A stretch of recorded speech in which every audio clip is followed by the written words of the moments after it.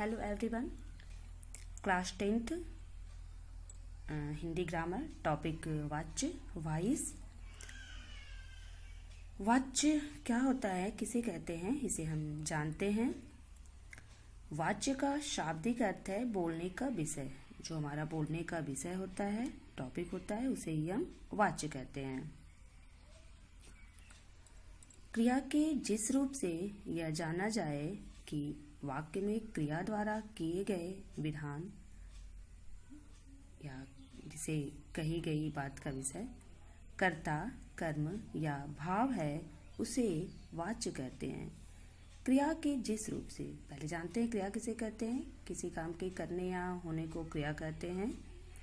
तो क्रिया के जिस रूप से यह जाना जाए या ज्ञात हो कि वाक्य में जो हमारा सेंटेंस है उसमें क्रिया द्वारा किए गए विधान यानी उसकी कही गई बात का जो सब्जेक्ट है वह कर्ता है, कर्म है या भाव है, उसे ही हम वाच्य कहते हैं। उसको दूसरे शब्दों में इस प्रकार भी कह सकते हैं कि वाच्य का शाब्दिक अर्थ है बोलने का विषय। क्रिया के जिस रूपांतर से यह जाना जाए कि क्रिया द्वारा किए गए विधान का केंद्र बिंदु कर्ता है, कर्म है अथवा क्रिया भाव, उसे वाच्य कहते हैं। फॉर एग्जाम्पल, रमा पढ़ रही है। इस वाक्य में पढ़ना क्रिया का कथ्य बिंदु है रमा। जो पढ़ रही है उसका जो पढ़ना जो क्रिया है उसका मेन कथ्य बिंदु क्या है, रमा यानी कि कर्ता। अतः यह कर्तृवाच्य है। दूसरा उदाहरण, रमा द्वारा पुस्तक पढ़ी जाती है। इसमें पढ़ने का कथ्य बिंदु है पुस्तक यानी कि कर्म, अतः यह कर्मवाच्य है। इसका तीसरा उदाहरण देखते हैं, मुझसे पढ़ा नहीं जाता। इसमें स्वयं पढ़ा जाना क्रिया भाव ही वाक्य का कथ्य बिंदु है, अतः यह भाववाच्य है। उपर्युक्त इन तीनों उदाहरणों से ज्ञात होता है, स्पष्ट होता है, पता चलता है, मालूम होता है कि वाच्य के तीन भेद होते हैं, कर्तृवाच्य, कर्मवाच्य और भाववाच्य। इसको हम और भी अच्छे तरीके से स्पष्ट कर लेते हैं कि जब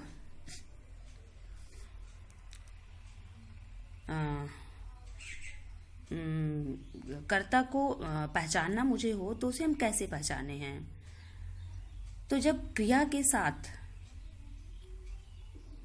जैसे कि रमा पढ़ रही है, तो जब हम क्रिया के साथ कौन अथवा किसने लगा के प्रश्न करते हैं, तो जब उत्तर जो हमारा प्राप्त होता है वही हमारा कर्ता होता है। जैसे कि कह रहे हैं कि क्रिया के साथ कौन अथवा किसने, तो हम लगाएंगे कि कौन पढ़ रहा है, तो उत्तर आएगा हमारा कि रमा। तो रमा हमारी क्या हो जाएगी, कर्ता हो जाएगी।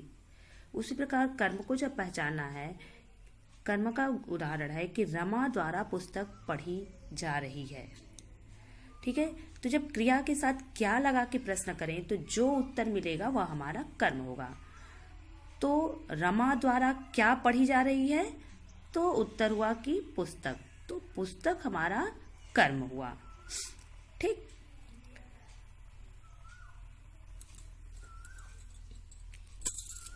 देखते हैं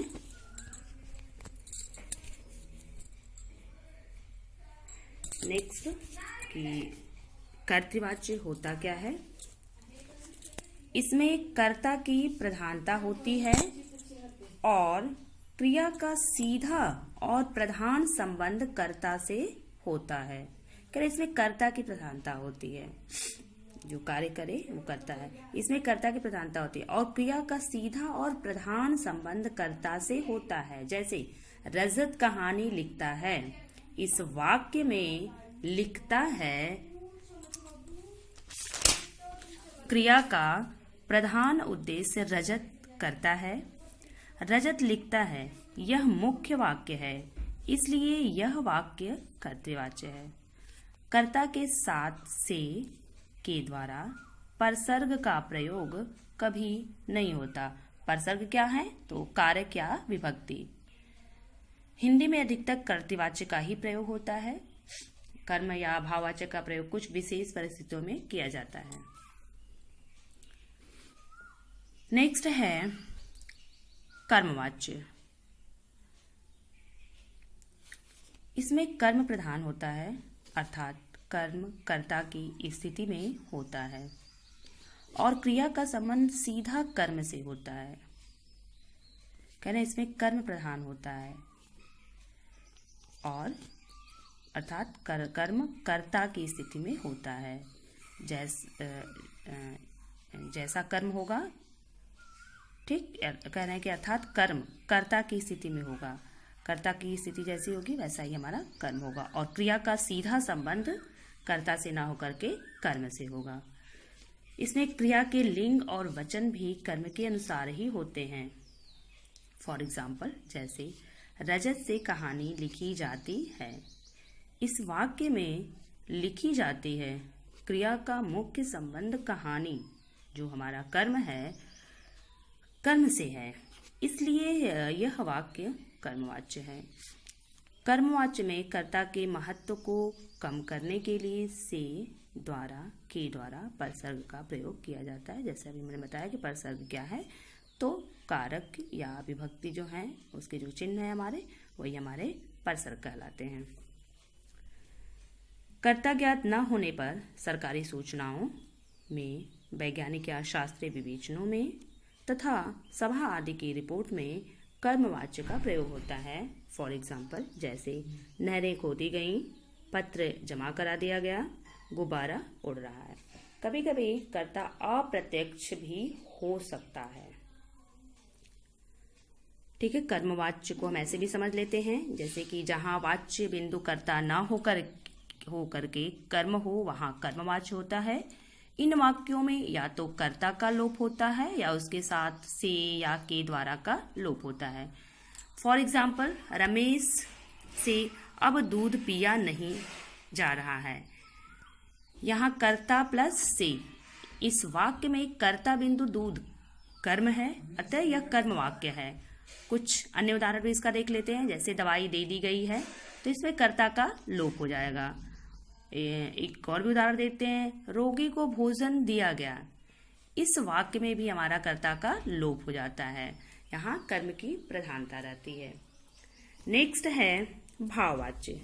इसमें भाव धातु के अर्थ की ही प्रधानता होती है, कर्ता या कर्म की नहीं, और यह अकर्मक धातुओं में ही होता है। इसमें क्रिया सदा एक वचन, पुल्लिंग और अन्य पुरुष में रहती है। इसका अधिक प्रयोग निषेधार्थक वाक्यों में होता है। कह रहे हैं कि इसमें भाव धातु के अर्थ की ही प्रधानता होती है, कर्ता या कर्म की नहीं। इसमें कर्ता और कर्म प्रधान नहीं होते हैं, इसमें भाव की प्रधानता होती है। यह अकर्मक धातुओं में होता है। इसमें क्रिया जो है सदैव एक वचन, पुल्लिंग और अन्य पुरुष में रहती है। तो ये पुरुष क्या है? पुरुष कितने होते हैं? 3 होते हैं, प्रथम पुरुष, मध्यम पुरुष और अन्य पुरुष। तो प्रथम पुरुष जो स्वयं बात करता है वो प्रथम पुरुष होता है, जिससे व्यक्ति बात करता है वह मध्यम पुरुष होता है, और जो वहां मौजूद नहीं रहता है, उपस्थित नहीं रहता, प्रेजेंट नहीं रहता है, वो हमारा अन्य पुरुष होता है। और इसका अधिकांश प्रयोग निषेधार्थक वाक्यों में होता है। फॉर एग्जाम्पल, जैसे मुझसे चला नहीं जाता, अब चला जाए, मुकेश से सोया नहीं जाता। तो ये हमारे रहे वाच्य। वाच्य 3 हैं, कर्तृवाच्य, कर्मवाच्य और भाववाच्य। कहीं वाच्य के 2 भेद हम मानते हैं, कर्तृवाच्य और अकर्तृवाच्य, और अकर्तृवाच्य के अंतर्गत ही हम कर्मवाच्य और भाववाच्य को मानते हैं। धन्यवाद।